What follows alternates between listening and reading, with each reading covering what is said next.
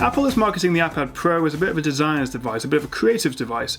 Thanks to its larger 12.9-inch display, or should we say canvas, since we're being a bit arty about it, it means that you can use a precise stylus like this to make your drawings, your sketches, your annotations, your paintings, all that much more professional looking. So while the Apple Pencil is essentially just another stylus, it's the great combination of its design. It's very, very sleek, very comfortable to hold in the hand, and very lightweight. It feels just like a pencil, it really, really does. I'm very impressed with how it feels in the hand. It's very authentic, let's just say, to a pencil experience using it on the iPad Pro. But it's also the apps, the software that makes this so nice to use. If we open up the nib here, you can see that while it's got a plastic build on the outside, there's a internal metal column which houses all the gubbins that makes this all work. And the subsystem that is inside the display on the iPad Pro apparently can track the pencil 240 times a second, so it means it's very precise and very accurate. So let me show you just how responsive this is.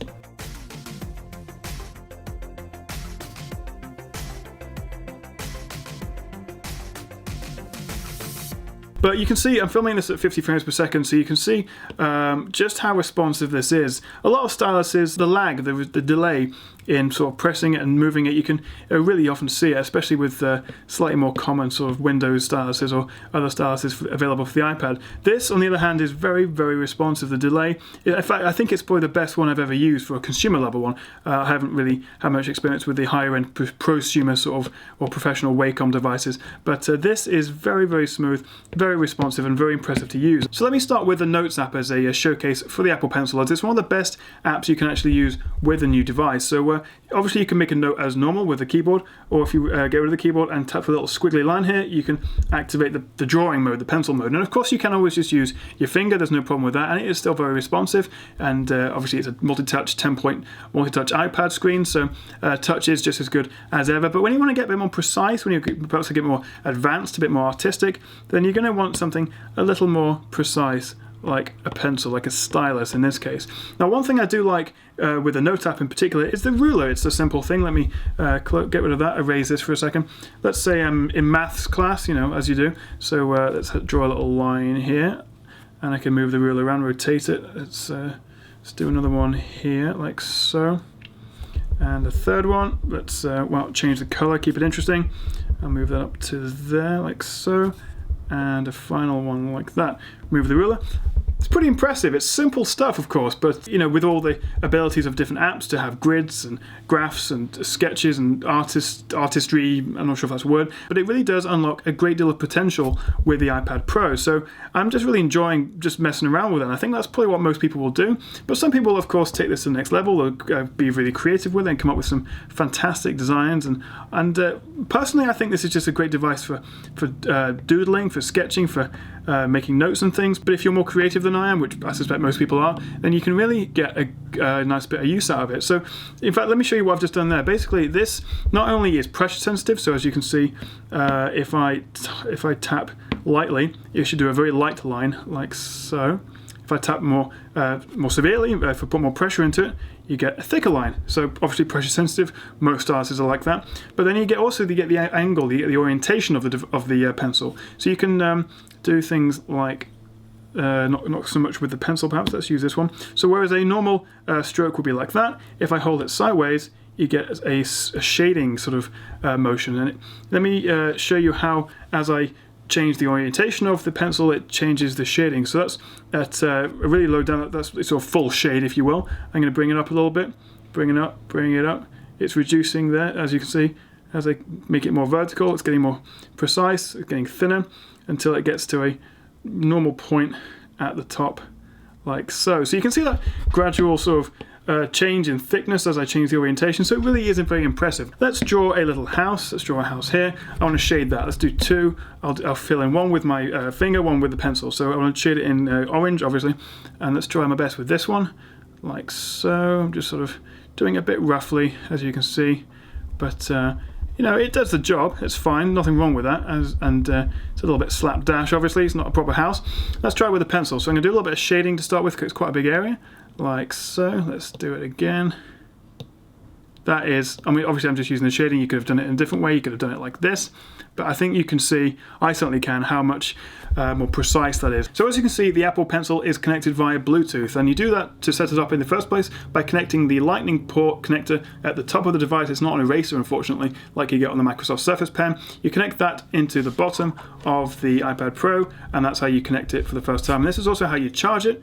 If you don't have much battery and want to do a quick charge, plug it in for 15 seconds when this is basically empty. Will give you about half an hour's worth of battery. From 0 to 100%, this takes about 30 minutes and takes about 10% of the iPad's battery away onto that. So it charges very quickly and lasts for about 12 hours according to Apple, which in my experience is about right. If you want to know how much battery life is left in it, obviously there's no indicator, there's no LED indicator of sort of how much charge is in it, slightly annoyingly, and on the face value you can't really instantly tell how much charge it has. What you need to do is go into notifications, and you'll see under batteries here, Apple Pencil 49%. That's how much I have in it. That wasn't there for me by default. What you needed to do was make sure that this little notification here isn't down here. You press the plus button on it and bring it up to today's view, and then you can see it just with a swipe down. You can see how much battery you have. So I've given you a quick run through of the Notes app with the pencil. Let's have a go of Adobe Sketch. While this is a free app, you do need a Adobe subscription in order to use it, but it's just a little bit more professional, a little bit more more advanced than the Notes app. You can do a lot more with this than you can in Notes. Notes is just basically for doodling and messing around. This is a bit more of a creative, a bit more of a designer sort of professional app. So as you can see here, I'm being extremely creative. So the Sketch app itself is very impressive. I'm a big fan of it. I use it quite a lot, and you can see here these are community sketches, sketches that other people have drawn, presumably many of them with the Apple Pencil, some I'm sure without. But do you need the Apple Pencil to make it work? Well, yes, I think, in my opinion. Obviously I'm not an artist, so you really are going to have to just take my word for it, sort of as someone who is reviewing the Apple Pencil rather than being a sort of an actual artist reviewing it. But you can get so much precision, so much more creativity out of it. Let me draw a little house, because that's all I can do.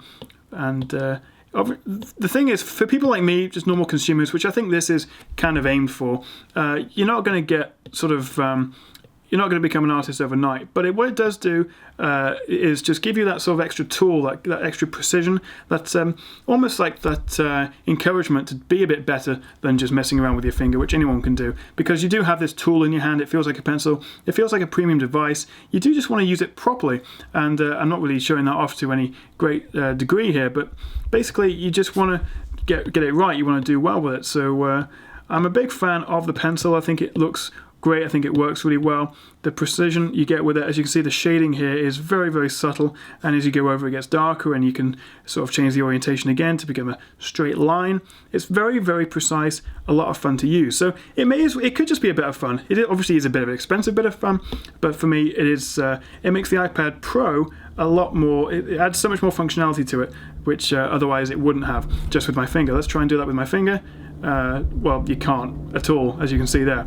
Let's go over that with the shader, like so. So very, very impressive. And also, as you hopefully you can keep seeing, because of the higher frame rate of this video, is that the delay, the response is just very, very impressive. Now that is obviously app dependent. It's down to the software. Not all apps will support the pencil. Many will just see it as simple as a finger, basically, as you can navigate generally around with the pencil anyway, as you do normally. I'm struggling to get down the notification panel there, as you can see. Easier with my finger.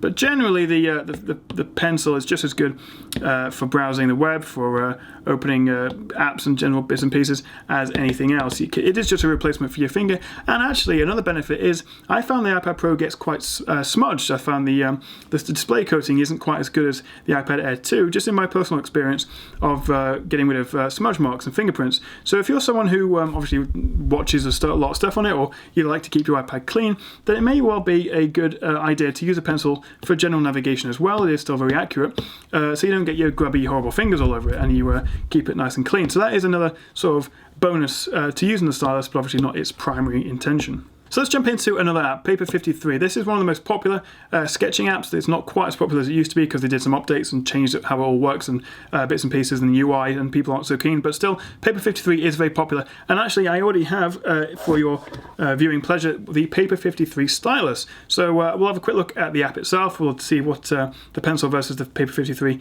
stylus, what they call the pencil as well, which has been out for over a year, compares. So basically, let's start with the pencil. As you can see, like the other apps, apps, it's very, very responsive. Although in my opinion, not as responsive as Sketch from Adobe or the Notes app from Apple. This is a little bit more of a delay.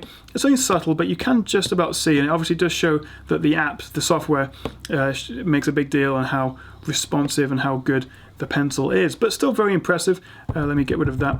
So let's have a look at how it compares to their own stylus. So 53 is the developer behind this app called Paper. They came out with their own stylus, what they call the pencil, over a year ago, so they did beat Apple to it, and it is designed specifically for this app. It also connects via Bluetooth. If I tap down here, you can see that connects like so, and oh no, it was already connected, so let's do it again.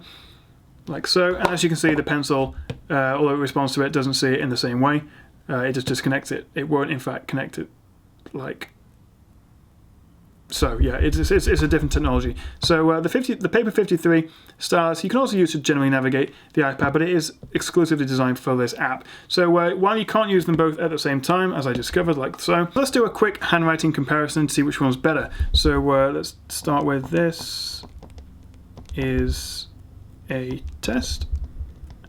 And the one thing I don't really like with the Paper 53 stylus is that the rubber tip at the end sort of bends in. I'm not sure how well it comes across on the camera, but it's not particularly nice to use. It's nice to hold, and it obviously looks nice, it's well designed, and on the back is also an eraser, which is something quite positive. But it's just not as nice to hold, to use, especially with this sort of rubbery nib that sort of depresses as you press it. It's not very comfortable. So let me fill that in again, test, and then we'll try it again with the Apple Pencil. So this is just the same sort of handwriting. I'm not trying to do anything special. This is a test. So the app is obviously seeing it in a slightly different way. It's seeing that I'm putting more pressure into it than I was with that. Let me see if I can do it without as much pressure. And there we go. This is a test. So they're all obviously fairly comparable. I mean, a stylus is a stylus. It's a lot more precise either way than your hands or your fingers going to be. Let me try one example with my hand. Still pretty good, of course. You're not going to do anything wrong, but you really can't get anywhere near the precision if you want to do anything above just messing around. You're going to need a stylus of some sort. So the Paper 53 stylus is fine, but it doesn't handle as well, in my opinion, as the Apple Pencil, and is obviously designed exclusively for this app. So I think you're going to get a lot more support for the Apple Pencil over other styluses from third parties, because it is obviously Apple's own one, and it's going to be a lot more popular as a result. So Paper 53 is another app this works well in. Let me show you one more. Let's jump into Forge. So I'm just going to finish off one of the designs I made earlier. I hope you guys just bear with me a second. No, of course I didn't make this. This is one that is a pre-made one from the Forge app. So what you can see is basically just how artsy, how creative, how awesome basically you can be on the iPad. And I'm not necessarily saying this was made with the Apple Pencil. It probably wasn't. But with the added precision, the added stability, you're going to be able to create things like this, for example, a lot more easily than you would with your fat finger on it. Now, obviously, the one thing I've noticed using this app, this is Forge, of course there are thousands of creative apps available on the store, is that the lag, the delay, if you can see here, is actually the greatest I've seen out of any of the apps. It's significantly slower than the Notes app or Paper 53 or Sketch from Adobe. I don't know why that is. It's obviously going to be, it does demonstrate that it's very app dependent, but there's a definite lag of sort of half a second or so between movements of the Apple Pencil. So it again demonstrates that the quality of the pencil is dependent on the software on the app itself. But if I jump back to Notes, you can see that this is much more responsive. You can sort of see how it's sort of following the end of the pencil right away. There's only the slightest bit of delay you can just see, but it's very, very minuscule compared to how it was in that Forge app. So obviously it's very much app dependent. It works generally well over the whole device. You can navigate with it, you can write with it, and you can do all bits and pieces with it. And I think, in my opinion, this is the best stylus you can buy. There's a couple of little issues with it that I have. First and foremost is the fact that the cap just comes off like so, and you've got to sort of put it somewhere and not lose it. I think that's going to be pretty easy to lose. Once you do take it off to charge it, you're going to sort of have to make sure it doesn't roll away. The other issue, similarly, is instead of the cap, you have a little lightning port adapter, which you get in the box with it. And what you do with that, if you find the circle on it plugs onto the Apple Pencil like so, that means you can then charge it via a wall charger. So I've got an iPad charger here, and obviously on the other end is a lightning cable, which I would use normally to charge the iPad, and that charges, it goes into there like so, and then you can charge it through the wall. obviously though, this little thing here is going to go missing pretty much instantly. It doesn't connect to anything, it doesn't attach to anything, it's not magnetic, so the combination of the cap and this little adapter, it's just two little fiddly things that you're going to lose unless you're very careful with it, and it just doesn't really feel particularly well designed in that regard. But they both have functional purposes to protect things and and that's an adapter, of course. But be careful not to lose them, basically. One other area I'm very impressed with the pencil is not just its ability to draw, but also the palm rejection software in the iPad itself. Putting my hand almost fully on the iPad like so doesn't create any lines, doesn't make any marks, and it allows me to write and draw and sketch and do whatever I was going to do without making any mess down here. The palm rejection in all the apps I've used is fantastic. It's really very impressive, and it means you can really use it like a bit of a canvas. You can sort of get really close to things and make little changes and make little bits and pieces like that, and you're not going to smudge or do a great big line across the page with your palm. It's fantastic. So it is very impressive, the palm rejection, and something that a lot of people have asked about. I'm worried that you're going to do, as I say, that with your wrist. You're not. It's very, very good. So who's going to buy the Apple Pencil? Well, I think it's interesting that Apple have called it the Pencil, and because of that, people are saying, well, I'm not going to spend £79 or $99 on a pencil. That's ridiculous. But by calling it that, as opposed to, say, the stylus Pro, people are just going to want to pick it up and think anyone can use it. It doesn't sound like a professional stylus, for example.